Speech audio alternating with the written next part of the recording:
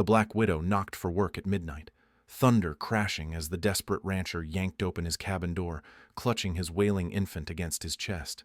Townfolk whisper she's cursed, that death follows wherever the educated black woman dares to tread. They expect her to vanish into the frontier's harsh embrace, another forgotten soul claimed by prejudice and isolation. But this weathered cattleman sees only salvation in her steady hands and sharp mind, a temporary fix to his impossible burden of ranch and fatherless child.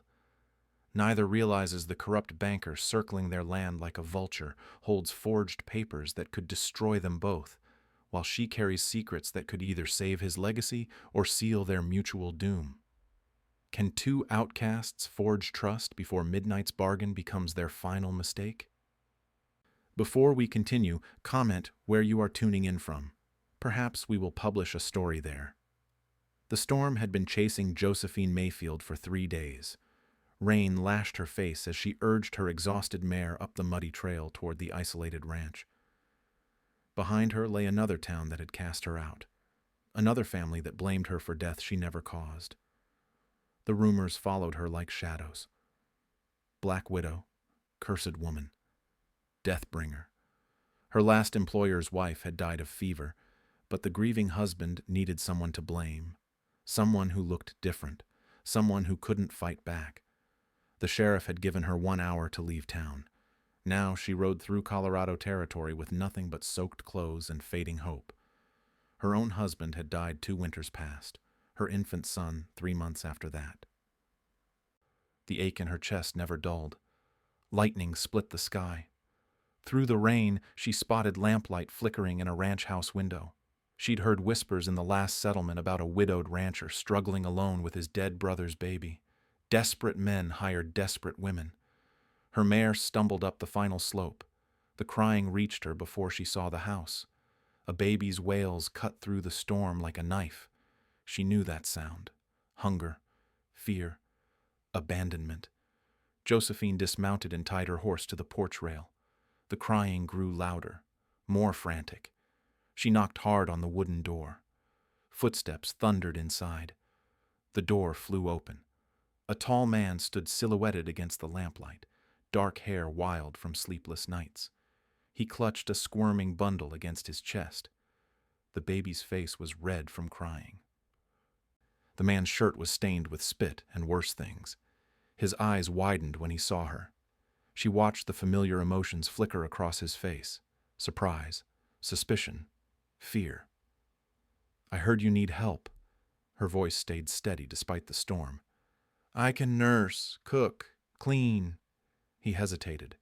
The baby screamed louder. Dark circles shadowed his eyes. Stubble covered his jaw. This was a man at the end of his rope. "You're soaked through." He stepped back. "Come in before you catch your death." The cabin's warmth hit her like a wall. She took in the chaos with one glance. Dirty dishes piled everywhere, laundry scattered across chairs, the smell of sour milk and unwashed bodies. The baby continued wailing. The man bounced him awkwardly, panic growing in his movements. "May I?" Josephine extended her arms. He handed over the child without argument. The moment she cradled the infant against her shoulder, her practiced hands found the right pressure points. She swayed slightly, humming low in her throat. The crying softened to hiccups, then silence. The man stared. "How did you do that?" "Practice." She studied the baby's face. Healthy color now that he'd stopped screaming. Good weight, just frightened and overstimulated. "When did he last eat?" "Hour ago. Maybe 2. He won't take the bottle." She examined the crude feeding setup on the kitchen table.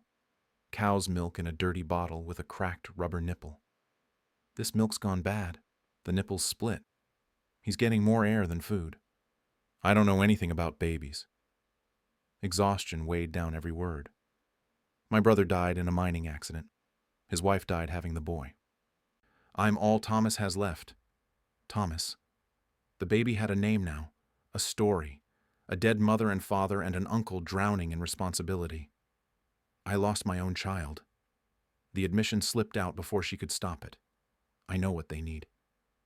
Something shifted in his expression. Recognition of shared grief, maybe.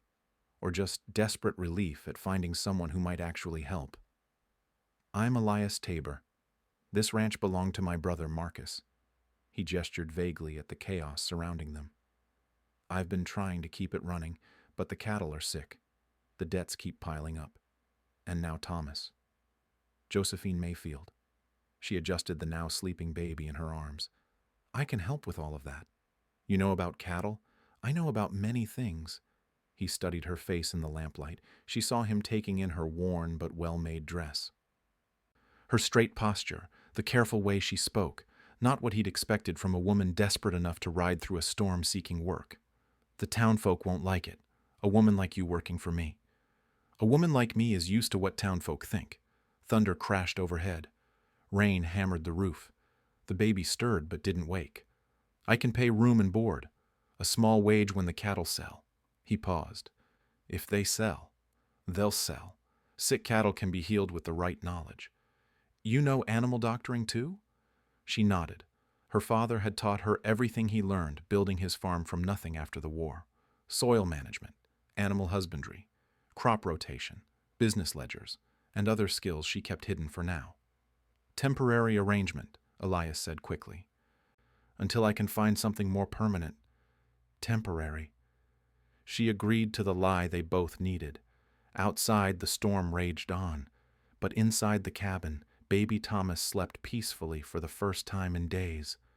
Josephine rocked him gently, already planning how to save this failing ranch and the desperate man who needed her more than he knew. Neither of them noticed the rider watching from the tree line, or saw him turn his horse toward town, eager to report what he'd witnessed to the man who'd sent him to spy. Harrison Caldwell would be very interested to learn that Elias Tabor had just hired help. Dawn broke clear after the storm.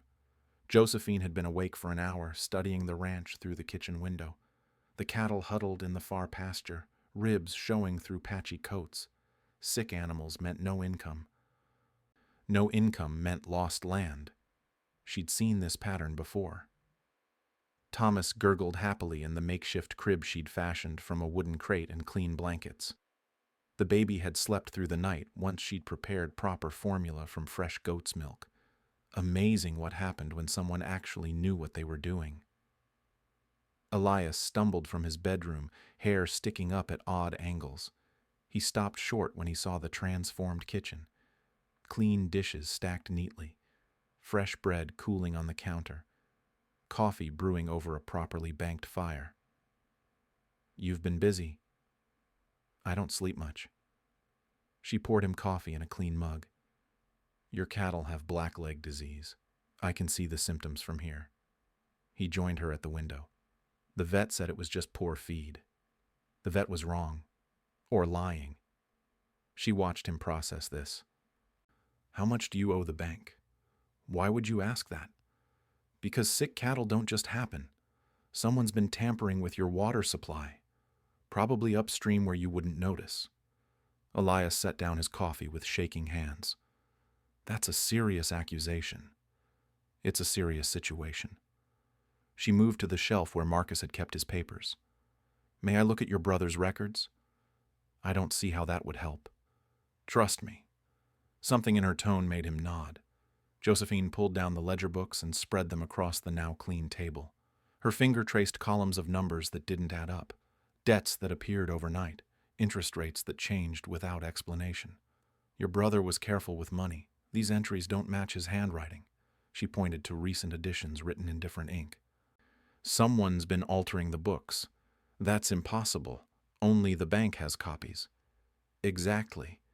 The sound of approaching horses cut through the morning quiet. 3 riders topped the hill, moving with purpose toward the ranch house. Josephine recognized the type immediately. Well-dressed men who collected debts and asked no questions. Elias Tabor. The lead rider dismounted without invitation. He was a soft man gone fat on other people's misery. Gold watch chains stretched across his vest.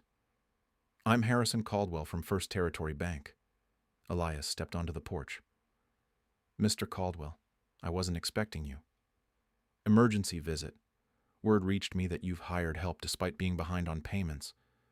Caldwell's eyes found Josephine through the doorway, his lips curved in distaste. Questionable help at that. Mrs. Mayfield is temporary assistance with the baby. Mrs. Mayfield. Caldwell savored her name like spoiled meat. Heard you left Millerville in quite a hurry. Something about your employer's wife dying under mysterious circumstances. Heat flashed up Josephine's neck, but she kept her expression neutral. Rumors traveled faster than truth on the frontier. They also grew more poisonous with each telling. I'm here to discuss your mounting obligations. Caldwell pulled papers from his saddlebag. According to our records, you're 3 months behind. Interest compounds daily. I paid last month. Marcus left money set aside. Our books show different. Caldwell unfolded documents covered in official stamps. Total amount due is now $8,000. Elias went pale. 8,000? That's impossible. Mathematics don't lie. Son, neither do signed contracts. Caldwell's voice dripped false sympathy. I hate to do this, but the bank has obligations to our investors.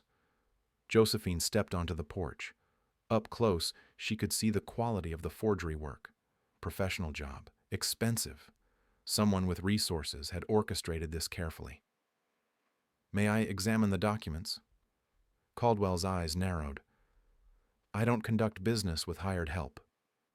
Then conduct it with me. Elias's voice hardened.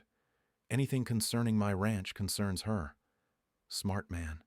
Smarter than Caldwell realized. Josephine studied the papers with practiced eyes. The signatures looked right to untrained observers. But she'd spent years analyzing legal documents. Marcus Tabor's real signature had a distinctive loop in the T that these forgeries missed. More interesting were the land descriptions. The altered deeds referenced property that extended far beyond this ranch. Someone had been busy with surveying equipment and mineral rights research. These papers reference mining claims. She kept her voice casual. Copper deposits on the eastern boundary. Caldwell snatched the documents back. Standard language. Nothing more. But his reaction told her everything. This wasn't about a struggling ranch or unpaid debts. This was about what lay beneath the ground. Copper prices had skyrocketed with the railroad expansion. A rich vein could make a man wealthy beyond imagination. I need time to review our records. Elias's voice stayed steady despite his obvious fear. Compare them with yours. Time is a luxury you can't afford. Caldwell remounted his horse. 1 week, Mr. Tabor. Pay in full or face foreclosure proceedings. The 3 men rode away, leaving dust and threats hanging in the morning air. $8,000. Elias slumped against the porch rail. I don't have 800. You don't owe 8,000 either. Josephine folded the ledger book under her arm. Your brother found something valuable on this land. Valuable enough to kill for. You think Marcus was murdered? I think your brother discovered mineral deposits worth a fortune. I think someone's been systematically stealing property from families like yours across the territory. She met his eyes. And I think we're going to stop them. Elias stared at her. Really looked at her for the first time since she'd arrived. Not the desperate woman who'd knocked on his door. Not the hired help who'd quieted his crying nephew. Someone far more dangerous than either of them had imagined. 3 weeks passed like a fever dream of transformation. Josephine treated the cattle with sulfur compounds and clean water, watching their health return with methodical satisfaction. She rotated grazing patterns using techniques her father had learned from Cherokee farmers in Kansas. The animals gained weight. Their coats grew glossy. Elias watched her work with growing amazement. She moved through complex calculations in her head, measuring feed ratios and mineral supplements with scientific precision. This wasn't folk wisdom or lucky guessing. This was education in action. Where did you learn all this? He found her in the barn, mixing medicines with the confidence of a trained veterinarian. My father believed knowledge was the only thing they couldn't steal from you. She measured powdered herbs into precise portions. He was right about most things. The ranch's transformation didn't go unnoticed. Neighbors who'd written off Elias as a failure stopped by with sudden interest. The Hendersons from the next valley brought fresh eggs and stayed for coffee. Mrs. Chen from the trading post asked Josephine's advice about her sick chickens. Word spread through the territory about the mysterious black woman who'd saved the Tabor Ranch. Some whispered about strange powers, others credited divine intervention. A few recognized genuine skill when they saw it. But not everyone celebrated their success. Caldwell's men rode by twice a week, counting cattle and taking notes. They no longer bothered hiding their surveillance. The message was clear: your time is running out. Josephine used their visits to her advantage. She memorized faces, noted weapons, studied their riding patterns. Information was ammunition when wielded properly. Her real investigation happened during trips to town. While Elias believed she was buying supplies, Josephine spent hours at the courthouse examining land records. The pattern emerged slowly, like a photograph developing in chemical baths. 7 families had lost property to Caldwell's bank in the past 2 years. All had owned land near water sources or along mineral-rich ridgelines. All had faced sudden debt increases just before foreclosure. The legal documents bore identical flaws in the forged signatures. More disturbing was what she found in the territorial surveyor's office. Recent geological reports marked significant copper deposits throughout the region. Reports dated just months before each family's financial troubles began. Someone had been mapping underground wealth and stealing it systematically. Josephine began reaching out to the affected families, carefully, quietly. The Kowalskis had lost their homestead after Mrs. Kowalski broke her leg and couldn't work. The Washingtons faced foreclosure on their successful freight business after mysterious accidents damaged 3 wagons in 1 month. Each family told the same story: sudden misfortune followed by impossible debt. Caldwell swooping in with sympathy and legal papers. No choice but to sign over everything they'd built. "Mrs. Mayfield," Sarah Washington met her behind the general store, away from prying eyes. "You're asking dangerous questions. Someone needs to ask them. Caldwell owns half the town council. The sheriff owes him money. Going up against him is suicide. What's the alternative? Let him steal everything you've worked for." Sarah's husband Ben joined them, glancing nervously at the street. "We tried fighting. Got nowhere. The law's on his side." "The law he's written," Josephine corrected. "Real law is different. Real law has teeth." Something in her tone made both Washingtons look at her more carefully. This wasn't just angry talk from another victim. This sounded like someone who understood exactly how the legal system worked. "You know about legal matters?" Ben asked. "I know about justice." She handed Sarah a carefully written list. "These are the other families Caldwell has cheated. Talk to them, quietly. Tell them someone's building a case." "What kind of case?" "The kind that wins." Back at the ranch, Thomas had begun taking his first wobbling steps. Josephine watched him toddle between furniture pieces, his face bright with discovery. Elias spent more time in the house now, drawn by the sounds of contentment he'd never thought possible. "He's thriving because of you." Elias sat beside her on the porch after dinner. "Both of us are." The admission hung between them like a bridge neither was ready to cross. Josephine felt the dangerous warmth of belonging, of purpose beyond survival. She'd forgotten how good it felt to be needed for more than desperation. "This is temporary," she reminded them both. "Once your troubles are resolved." "What if I don't want them resolved? What if I want you to stay?" Before she could answer, riders approached through the gathering dusk. Not Caldwell this time. Sheriff Porter and 2 deputies, moving with the grim purpose of men carrying bad news. "Evening, Elias." Porter dismounted slowly.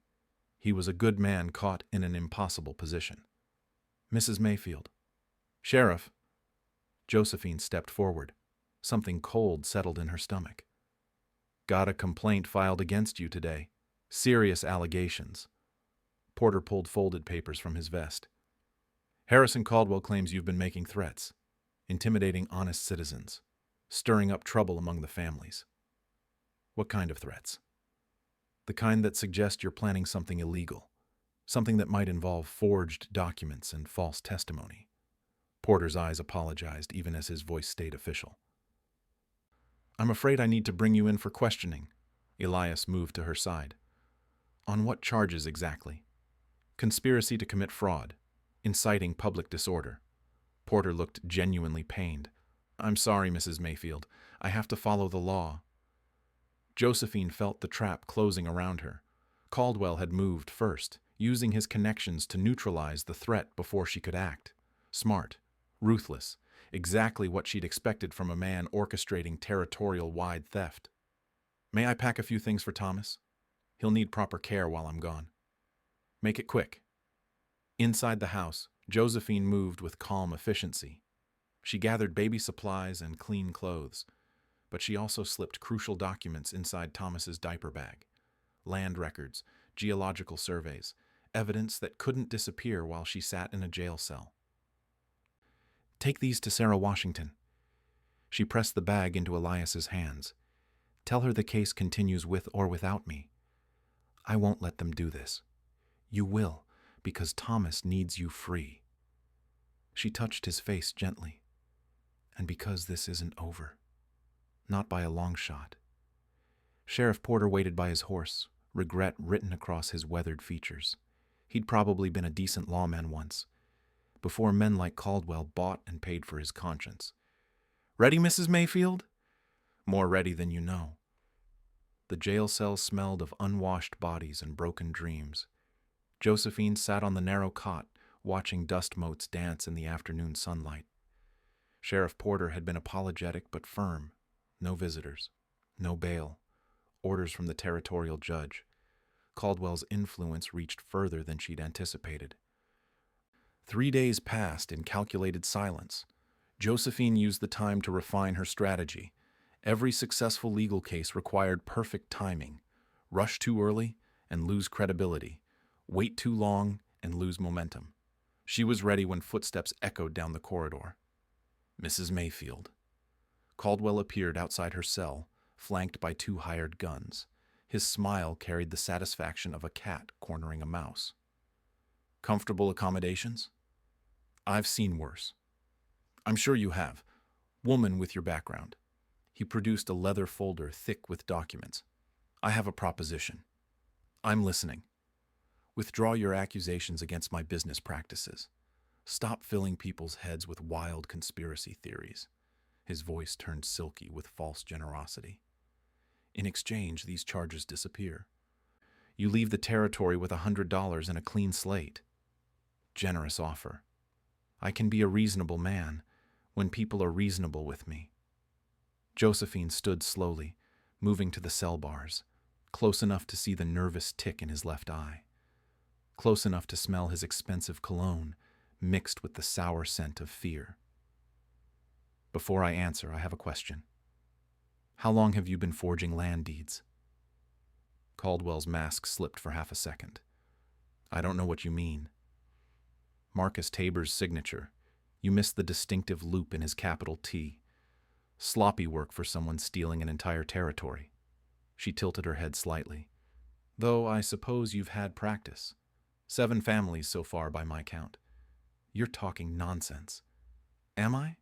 Because I have documentation proving systematic fraud across multiple counties. Geological surveys that coincidentally predate each family's mysterious financial troubles. Forged contracts with identical flaws in the handwriting analysis. Caldwell stepped closer to the bars. His hired men shifted nervously behind him. You're bluffing. Some domestic worker doesn't have access to that kind of evidence. You're right. Some domestic worker doesn't. Josephine's voice carried a new edge. But a licensed attorney does. The words hit Caldwell like a physical blow.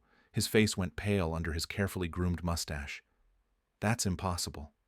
Josephine Mayfield, admitted to the Kansas bar in 1884, specialization in property law and territorial land disputes. She recited the credentials with quiet pride. I've been building a federal case against your operation for 3 weeks. Women can't practice law.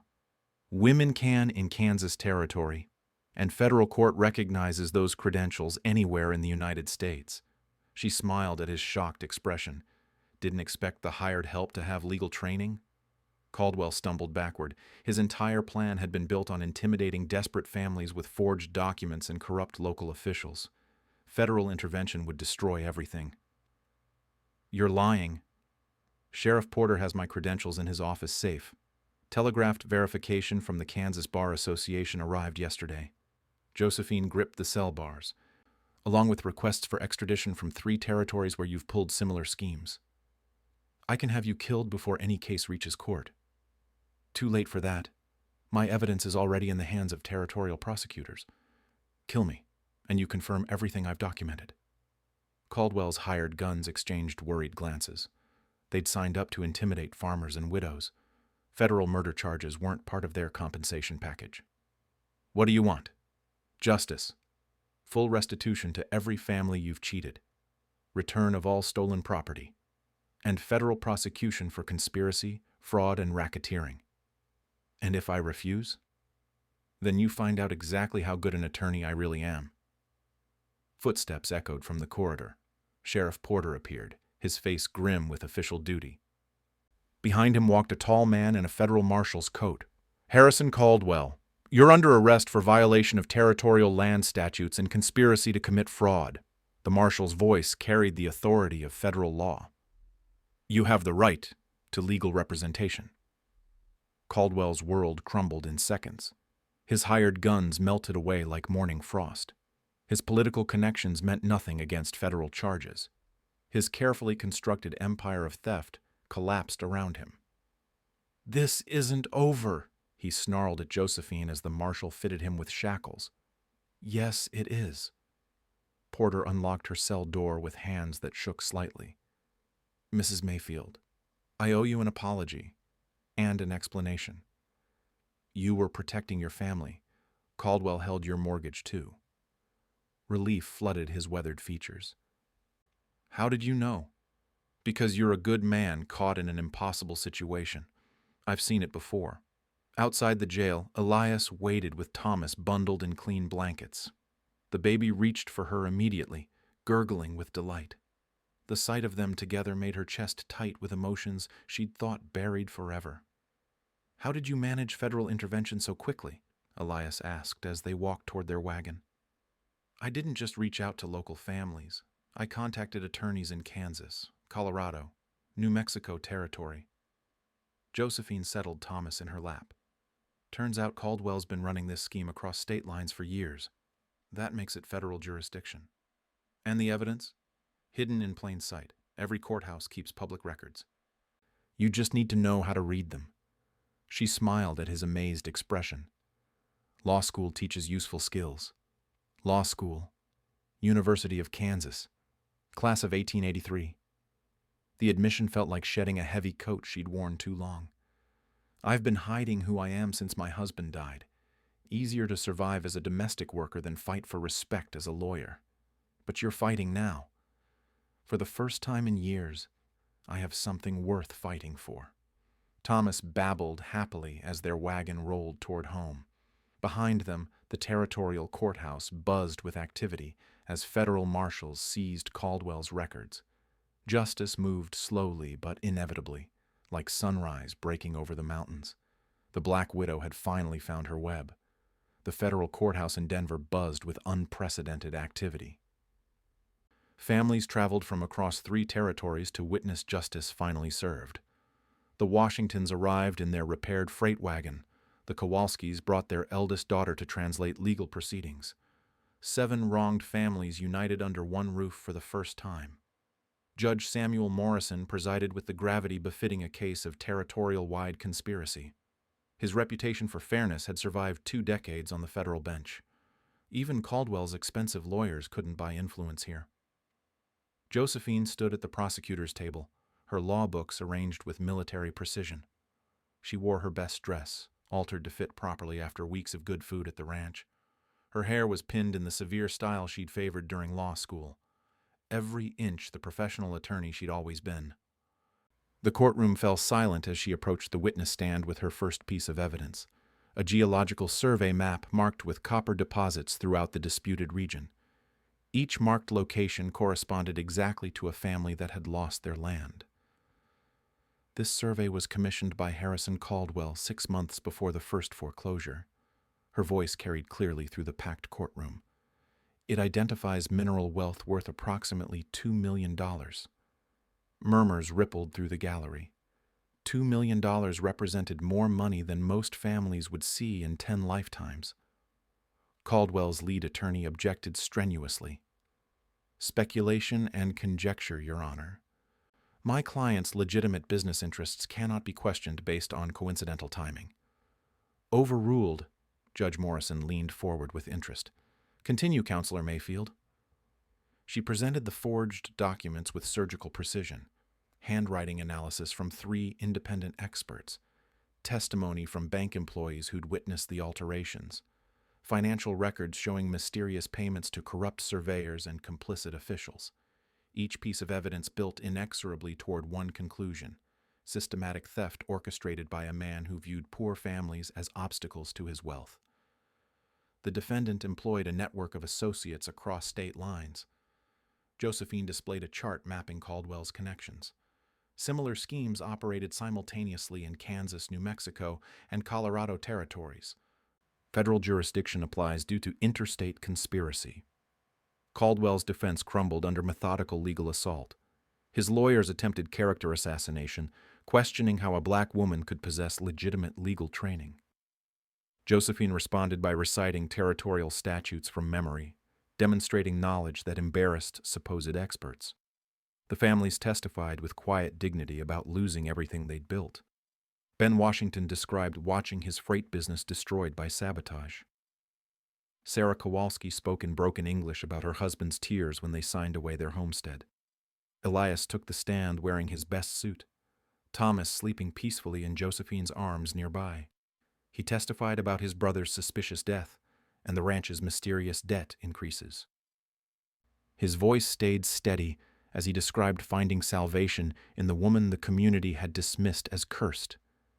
Mrs. Mayfield saved my nephew's life, my ranch, my future. He looked directly at the jury. She's the finest person I've ever known. Caldwell's attorneys made their final desperate play. They claimed their client was a legitimate businessman victimized by vindictive families and an overzealous prosecutor. They suggested Josephine had fabricated evidence to advance her own career. The jury deliberated for less than 2 hours. We find the defendant guilty on all counts of conspiracy, fraud, and racketeering. The foreman's voice echoed through the silent courtroom. We recommend full restitution and the maximum penalty allowed by law. Judge Morrison sentenced Caldwell to 15 years in federal prison. All stolen property would be returned to rightful owners. Victims would receive additional compensation from seized assets. Justice delivered with the finality of a gavel striking wood. The courtroom erupted in celebration. Families who'd lost hope embraced tearfully. Children who'd grown up hearing whispers about the curse of debt finally saw their parents smile without reservation. A community begun to heal from years of systematic exploitation. Josephine gathered her legal papers with quiet satisfaction. She'd practiced law the way her father had taught her to farm, methodically, thoroughly, with respect for the tools and knowledge that separated success from failure. Counselor Mayfield. Judge Morrison approached her table after the crowd had dispersed. Impressive work. Have you considered establishing a permanent practice? I hadn't thought that far ahead. This territory needs attorneys who understand justice over profit. I could provide recommendations to the Territorial Bar Association. Outside the courthouse, the celebrating families surrounded Josephine with gratitude and offers of future business. Word had already spread about the black woman lawyer who'd defeated the most powerful man in 3 territories. Her reputation was made. Elias waited by their wagon, Thomas babbling happily in his arms. The baby had grown strong and healthy under their shared care. His first words had been attempts at both their names, as if he understood instinctively that they belonged together. So what happens now? Elias helped her into the wagon seat. You'll have clients lining up from here to California. I suppose I'll need an office, somewhere central to serve families across the territory. The ranch has plenty of space, good location between settlements. His voice carried careful hope. If you were interested in a permanent arrangement. Professional partnership? That too. The wagon rolled homeward through country transformed by justice. Families worked their restored land with renewed purpose. Children played in yards that belonged to them again. A community had remembered what it meant to stand together against those who would steal their dreams. Thomas fell asleep between them as purple shadows stretched across the valley. The ranch house came into view, lamplight glowing warmly in the kitchen windows. Home waited for all three of them now, built not on desperation, but on respect, partnership, and love that had grown slowly from shared purpose. Josephine Mayfield, attorney at law, was finally ready to hang her shingle where it belonged. 6 months after the trial, autumn painted the Colorado mountains in shades of gold and crimson. The Tabor Ranch thrived under joint management that had evolved far beyond employer and employee. Elias handled cattle and crops while Josephine managed the legal practice that now occupied the converted barn. Her wooden shingles swayed in the mountain breeze. J. Mayfield, attorney at law, carved in bold letters that could be read from the main road. The first law office in the territory operated by a black woman. Clients traveled from 3 states seeking representation from the lawyer who'd defeated Harrison Caldwell. Thomas took his morning steps across the kitchen floor, babbling cheerfully as he moved between the 2 people who'd become his world. At 15 months, he showed no memory of those desperate early days when his cries had filled the house with desperation. Love had a way of healing old wounds. Mrs. Chen is bringing her contract dispute this afternoon. Josephine poured coffee for Elias as he returned from morning chores. The railroad is trying to claim her trading post land through eminent domain. Legitimate claim? About as legitimate as Caldwell's foreclosures. Some people never learn that stealing from families has consequences. Her reputation had spread faster than wildfire through frontier communities. Families who'd been cheated by banks, railroads, and mining companies sought her help. She won most cases through careful preparation and thorough knowledge of territorial law. Those she lost were appealed to federal court with increasing success. The Territorial Bar Association had formally recognized her credentials after Judge Morrison's recommendation. Several male attorneys had protested a woman's admission, but federal law superseded local prejudice. Justice had no gender when properly applied.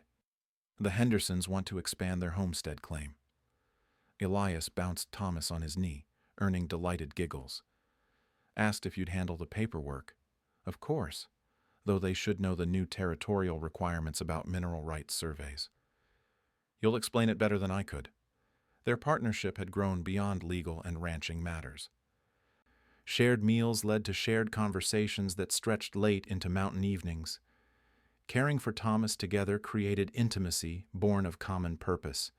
Neither rushed toward declarations that might complicate what worked so well, but the whole territory could see what they meant to each other. A wagon approached through the afternoon shadows. Sarah Washington climbed down with her youngest daughter, both dressed in their church clothes despite the weekday visit. Mrs. Mayfield. Sarah's face glowed with pride and purpose. We came to ask a favor. What can I do for you? The territorial legislature is considering a bill about women's property rights. They need someone to testify who understands the legal implications. Sarah's voice grew stronger. Someone who's actually practiced law and won cases.